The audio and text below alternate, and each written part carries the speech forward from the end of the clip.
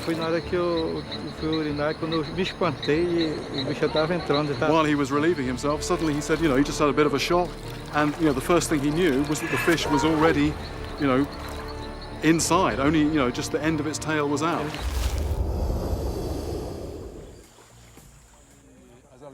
At the first fishing settlement we stop at, I meet Ngomba, who tells me about his friend who was dragged from his boat to his death. The details of the story appear to be that a fisherman fairly local to here went out one morning as usual to check his lines, and he didn't come back.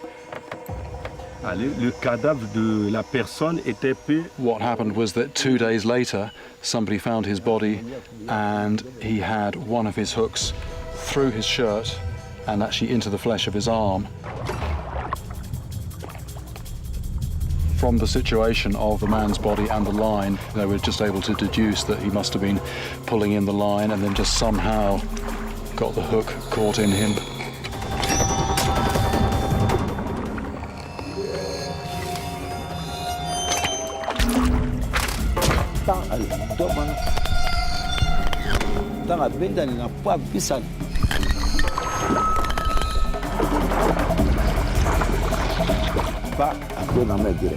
And he was pulled over the side.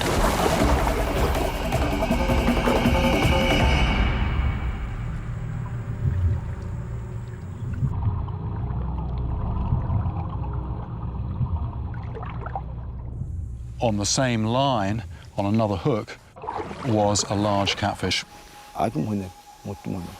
The size of the catfish, well, he indicated that. Now, around here, that isn't the length of the fish, that is actually the width of the head, so we're talking a fish well over 100 pounds.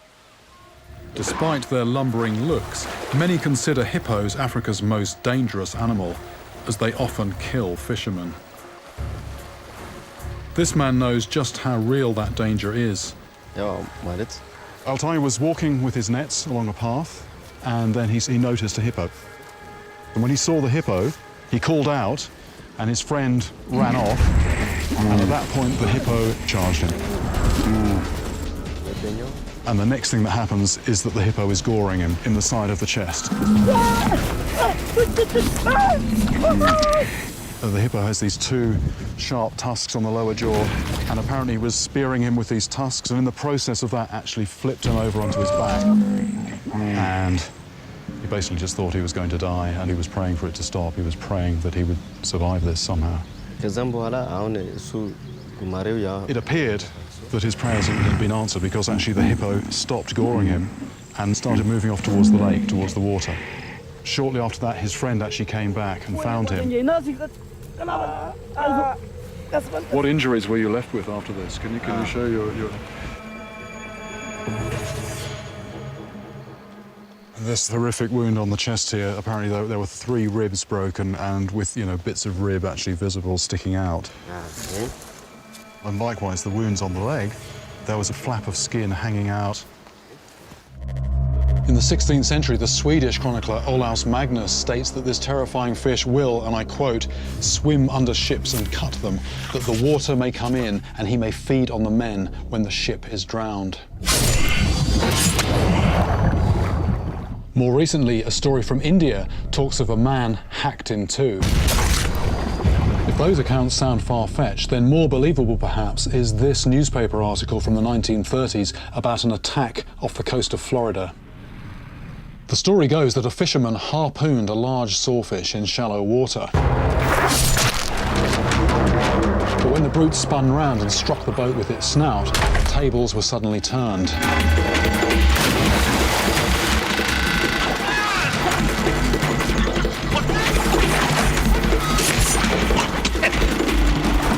I shudder to imagine that rack of teeth scything into human flesh.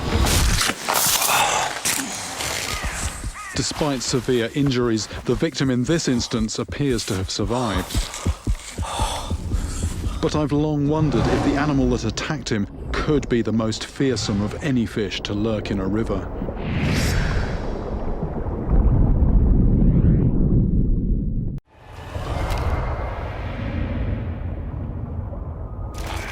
Okay, so it's 11 years ago. It's in this very spot. Silvio and some friends were in the water down there. Ele me deu uma dose de bebida, eu subi, quando eu ia descendo, eu vontade de urinar, só que aí eu tava... And after a little period of time, Silvio, felt the need to urinate, as happens. He knew the story about the kangaroo, so he actually sort of took himself partially out of the water. Foi na hora que eu fui urinar, quando eu me espantei e o bicho estava entrando. While he was relieving himself, suddenly he said, he just had a bit of a shock. And, the first thing he knew was that the fish was already, inside. Only, just the end of its tail was out. Fora batendo, eu tentei agarrar, mas não deu. Tried to grab hold of it, but it's a very smooth fish, a bit like a bar of soap. No good, no success pulling it out, so basically just ran up onto the bank to try and get some help. I decide to throw a net out to see if I can catch one of these critters. Here we go. This is almost exactly what Silvio described, something going in one direction and just not wanting to come into reverse at all. Look at that, I can actually feel its spines digging in when it does that. It was actually walking using its head. Now imagine that in an orifice. This fish is just leaking blood. It's not this fish's blood, it's something it's been feeding on. And it is just an absolute nightmare, a real sort of vampire fish, this thing. A fish like this may have entered Silvio in search of a blood meal, but little did it know that its mistake would result in an unprecedented medical procedure lasting 2 hours. Também não se conhece nada a respeito de ataque desse peixe e do que deve ser feito. Concorda? The first thought was to, a bit like a hook that's got a barb on it, actually pulling it back the way it went in is not always a good idea. He was thinking of actually sort of coming in from the side, coming in from the perineum and actually trying to sort of pull the fish out head first. But he thought that because, it had been such a long time in there, they would actually, and also the other fish were starting to rot a bit, maybe try and pull it out with the endoscope, out tail first the way that it went in.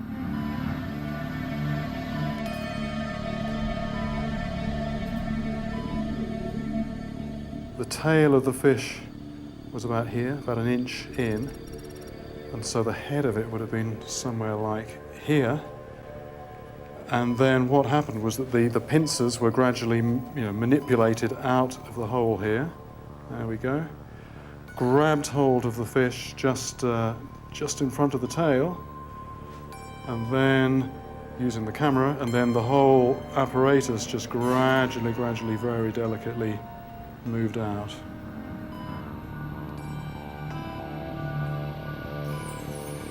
Se aquela força é o suficiente para o peixe vir, sem cortar, sem partir, sem danificar. Apparently it was necessary to pull with a certain amount of force, but feeling that it's not doing any damage. Unfortunately, it did come out eventually.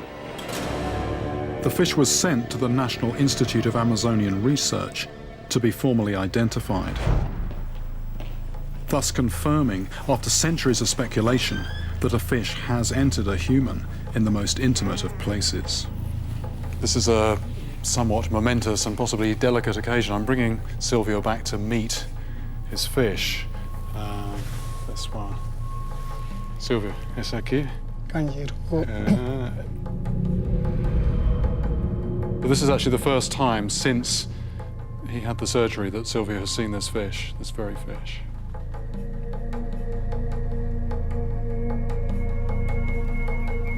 Quer pegar assim? Não. That's it. I just asked Silvio if he would like to handle it, and very definite no. I think once was enough. So maybe if I leave it in my hand, but I'm quite struck by how large it is. É grande, né? Não é peixinho, mas é grande. Eu pensei que era menor, eu só vi de dentro desse vidro quando o doutor me mostrou quando eu tava. He's looking at it now thinking, I didn't realize it was that big. I thought it was smaller. It really does sort of beg a belief that something of that size could burrow into you.